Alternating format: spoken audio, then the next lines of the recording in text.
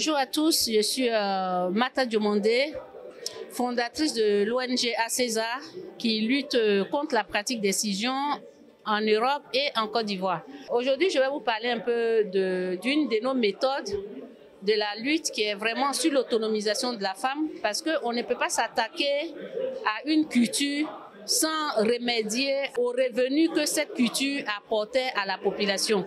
Donc, nous avons un travail de reconversion des matrones. Donc, à côté de ça, on finance aussi les projets agricoles de nos adhérentes qui sont aujourd'hui en association. Il y a près de 500 femmes, mais il y en a parmi elles, dans les 500 femmes, nous avons au moins 250 femmes qui se sont reconverties sur le projet agricole. Donc, on a des vendeuses de manioc et qui le produisent en même temps. Et aussi, on a des productrices du riz.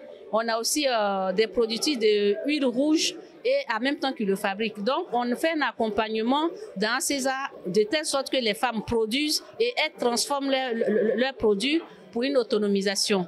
On organise une semaine d'activité où il y aura un forum qui va être vraiment pour la jeunesse de mieux comprendre comment on travaille et comment participer à la lutte contre les scissions autrement que ce qu'ils savent déjà. Donc, avec tout ce que nous avons déjà mis en place. Donc, le rendez-vous, il est pris pour février. On ne donne pas encore le jour, mais c'est notre objectif et on est ouvert à ça.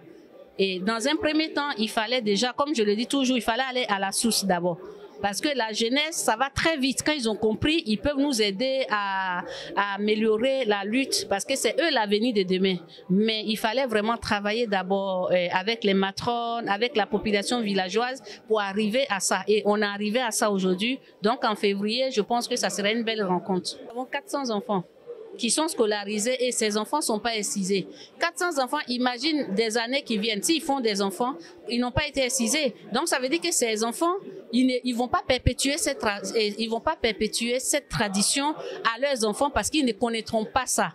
Donc aujourd'hui, la jeunesse, elle est déjà avertie. C'est les personnes âgées qui ne sont pas averties. Pour moi, la jeunesse, ça va aller vite si on leur donne la bonne méthode à sensibiliser. Parce qu'aujourd'hui, on donne la méthode brutale aux jeunes de se rebeller contre leurs parents. Et du coup, ça fait que ça ne peut pas s'arrêter. Parce qu'un enfant qui dit à son papa, toi tu es un criminel, tu m'as excisé. Alors que le papa, lui, il fait, c'est pas pour te tuer. Donc, il faut donner des nouvelles outils aux jeunes. C'est pourquoi le forum est important. Comment faire pour qu'ils protègent leurs petites sœurs sans être en litige avec leurs parents? C'est pourquoi, mais ça, pour moi, ça allait venir après. Parce que si tu n'as pas travaillé avec la tête, les enfants, ça sert à rien.